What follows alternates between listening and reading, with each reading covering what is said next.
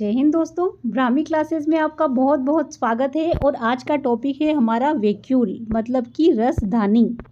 अब यहाँ पर क्या होता है कि रसधानी रिक्तिका होता क्या है, तो इससे वैसे भी पता चल रहा है कि रिक्तिका मतलब क्या, रिक्त मतलब कि स्थान, कोई रिक्त स्थान जिसको हम रिक्तिका कह रहे हैं, रसधानी बोल रहे हैं। अब रस मतलब कि इसमें कोई रस नहीं भरा होगा, इसका मतलब होगा सिर्फ और सिर्फ एम्प्टी स्पेस मतलब कि खाली जगह।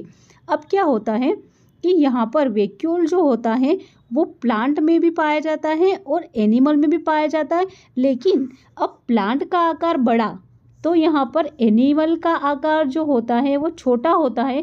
तो यहाँ पर एनिमल में छोटी होती है और प्लांट में बड़ी होती है। ये चीज़ हमें इस तरीके से याद रखना है। अब यहाँ पर ऑब्जर्व बाय, अब यहाँ पर सबसे पहले देखा किसने, तो स्प्लेंजी ने प्रोटोजोआ में देखा। तो अब याद कैसे करेंगे कि रसधानी रिक्तिका जो है वो क्या है, रिक्त स्थान है। तो इसको क्या करेंगे हम, ऐसे याद रखने के लिए स्केल से स्प्लेंजी ने नापा, एस से स्केल और एस से स्प्लेंजी।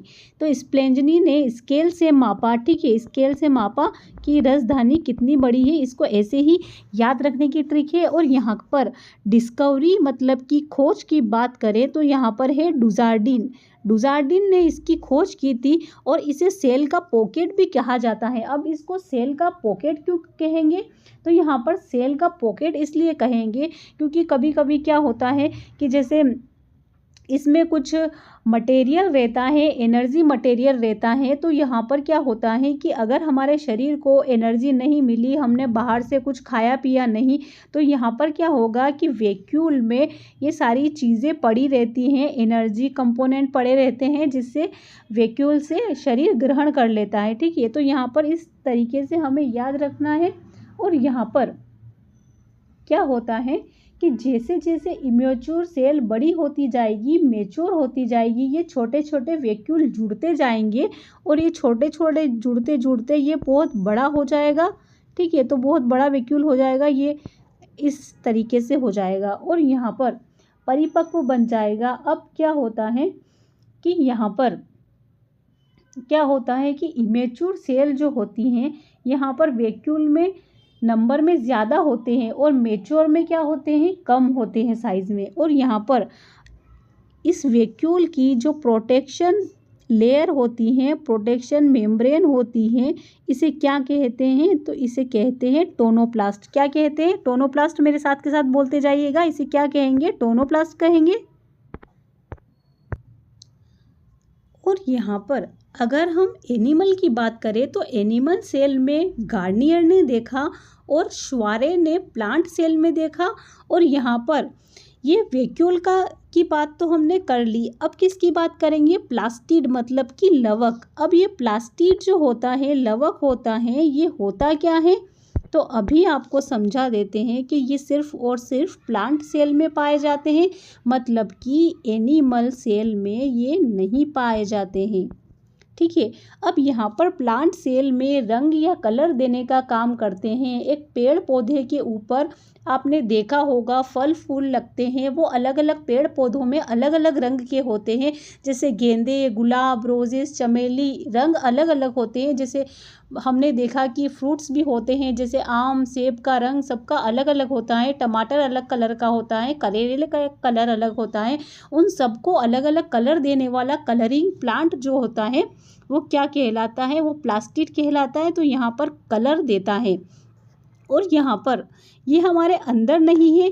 अब ये यहाँ पर क्या होगा कि ये सिर्फ प्लांट में ही पाए जाते हैं क्योंकि ये हमारे अंदर नहीं है, मनुष्यों में नहीं है। नहीं तो हमारे इसमें भी एक पिंक होता है, एक काला होता है, एक भूरा होता है, एक बैंगनी, इस तरीके के हम दिखाई देते हैं।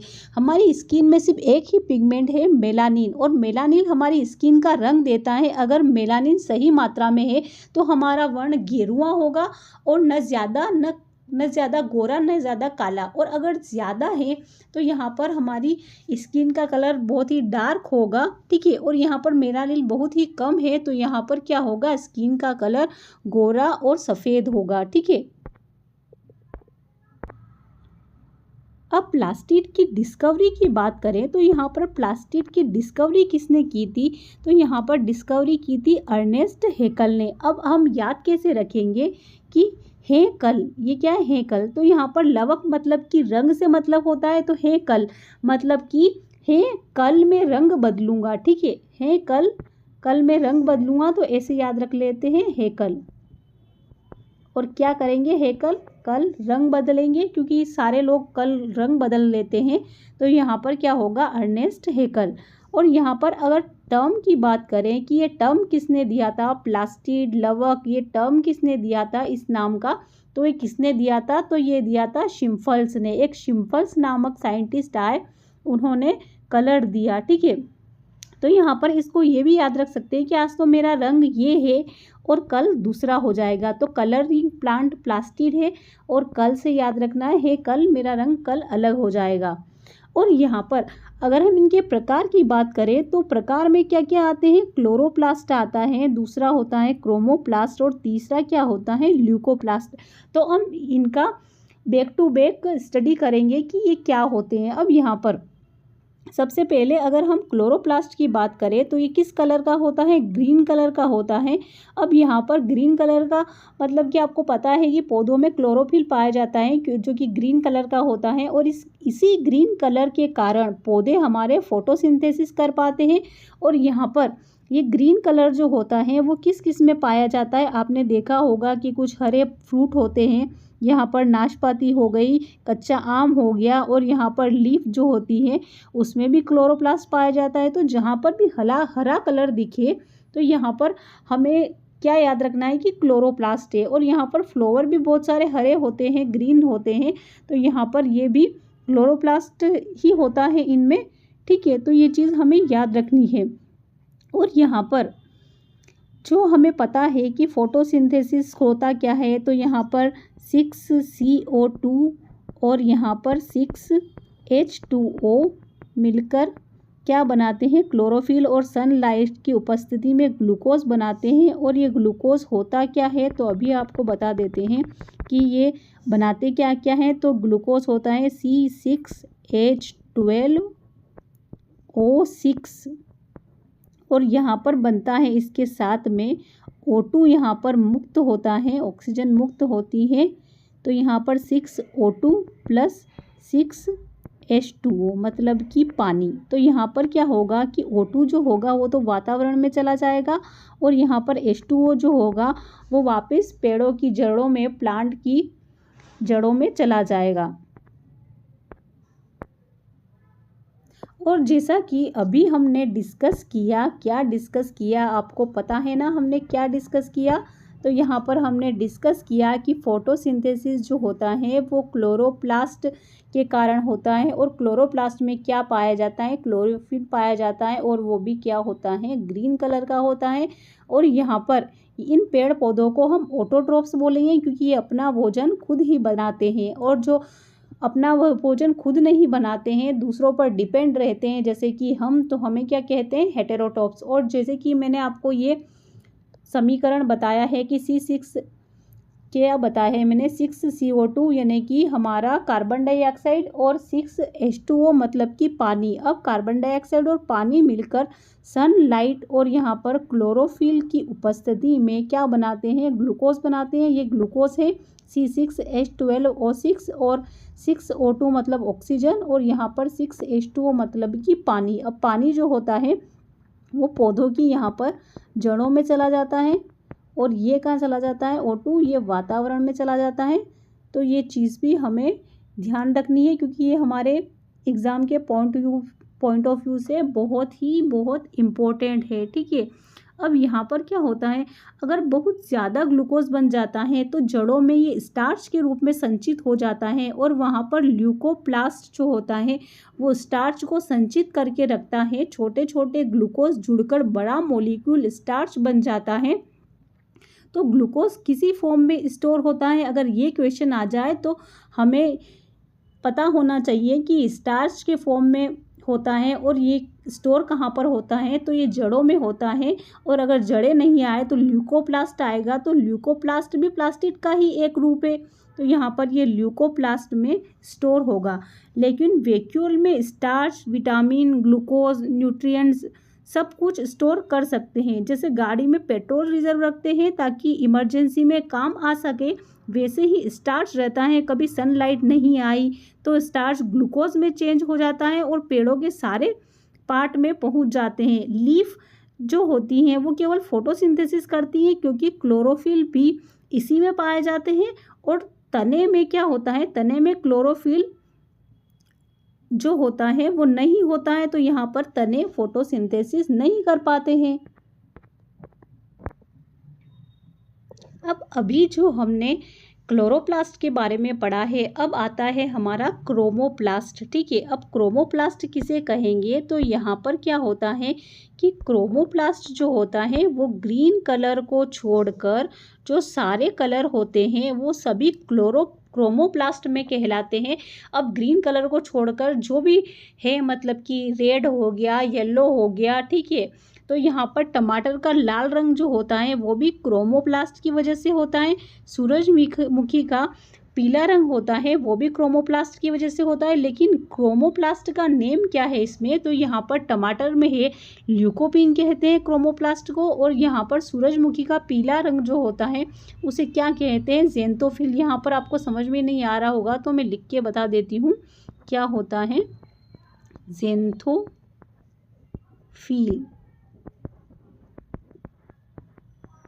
और गाजर मतलब कि कैरोट, इसमें क्या पाया जाता है, कैरोटीन पाया जाता है। और आम जो होता है पका हुआ, उसमें भी क्रोमोप्लास्ट पाया जाता है, क्योंकि यहाँ पर हमने अभी देखा था कि क्लोरोप्लास्ट किस में पाया जाता है, तो क्लोरो तो उसमें पाया जाता है जो ग्रीन होते हैं।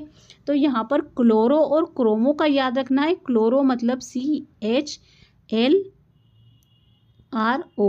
ठीक है, ये हो गया क्लोरो और ये हो गया क्रोमो। तो इन दोनों में डिफरेंस है। तो यहाँ पर क्या होगा कि ग्रीन कलर में तो क्लोरोप्लास्ट पाया जाएगा और अदर जो कलर होते हैं उसमें क्रोमोप्लास्ट पाया जाएगा। अब यहाँ पर अभी हमने ल्यूकोप्लास्ट के बारे में पढ़ा कि ल्यूकोप्लास्ट जो होता है वो किस में पाया जाता है, तो यहाँ पर पौधों के जो रंगहीन भाग होते हैं, कलरलेस भाग होते हैं, उसमें क्या पाया जाता है, ल्यूकोप्लास्ट पाया जाता है। अब ल्यूकोप्लास्ट भी 3 प्रकार के होते हैं। कौन कौन से होते हैं, एमाइलोप्लास्ट, इलियोप्लास्ट और एल्यूरोप्लास्ट। अब यहाँ पर एमाइलोप्लास्ट में क्या होता है कि एमाइलोप्लास्ट में कार्बोहाइड्रेट स्टोर रहता है और इलियोप्लास्ट में क्या स्टोर रहता है, तो यहाँ पर रहता है ऑयल्स। अब यहाँ पर इलियो मतलब कि ये हो गया, इसको ऐसे याद रखते हैं, ठीक है, हमको कभी याद रहने में भूल जाए, ठीक है, तो इलियो। अब इसको उल्टा पढ़िए तो OIL मतलब कि ऑयल, तो यहाँ से हो गया ऑयल्स, और ऑयल्स में क्या रहता है, फैट रहता है। तो यहाँ पर ऑयल्स और फैट इलियोप्लास्ट में स्टोर रहता है। और यहाँ पर एल्यूरोप्लास्ट, अब एल्यूरोप्लास्ट में क्या रहता है, इसमें एमिनो एसिड स्टोर रहता है। और यहाँ पर आपको पता होगा कि एमिनो एसिड जो होता है वो प्रोटीन से रिलेटेड होता है। प्रोटीन के छोटे छोटे कण ही यहाँ पर एमिनो एसिड कहलाते हैं। ये से प्रोटीन के छोटे छोटे कण क्या कहलाते हैं, एमिनो एसिड कहलाते हैं। तो एल्यूरोप्लास्ट में क्या स्टोर रहेगा, तो एमिनो एसिड स्टोर रहेगा, ठीक है। अब यहाँ पर क्या होता है कि ये एमाइलोप्लास्ट जो होता है, जब पत्तियों में कार्बोहाइड्रेट ज़्यादा हो जाता है, मतलब कि glucose, starch, maltose, chitin, sucrose, fructose हुआ, लेक्टोज हुआ, ये सब कार्बोहाइड्रेट ही होते हैं। जब कोई भी ऐसी कार्बोहाइड्रेट जो प्लांट के अंदर है और जब वो ज़्यादा हो जाती है तो वो स्टोर होती हैं एमाइलोप्लास्ट में। किस में होती है, एमाइलोप्लास्ट में स्टोर होती है। अब इलियोप्लास्ट में क्या होता है कि जब प्लांट में ऑयल फैट ज़्यादा हो जाता है तो यहाँ पर इलियोप्लास्ट में स्टोर हो जाते हैं। और जो कि मैंने आपको ट्रिक बताया कि इलियोप्लास्ट में कैसे ट्रिक से याद रखेंगे कि OIL, ये इलियो हो गया, अब इसको उल्टा पढ़ेंगे तो ऑयल हो गया, ऑयल में फैट होता है, ठीक है।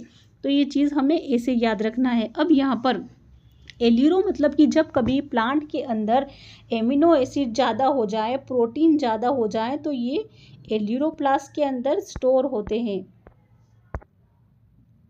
तो यहाँ पर आज के लिए इतना ही। जुड़े रहिए ब्राह्मी क्लासेस से। तो अगर वीडियो पसंद आए तो लाइक कीजिए, शेयर कीजिए और कमेंट कीजिए, ठीक है, और चैनल को सब्सक्राइब कीजिए। Thank you.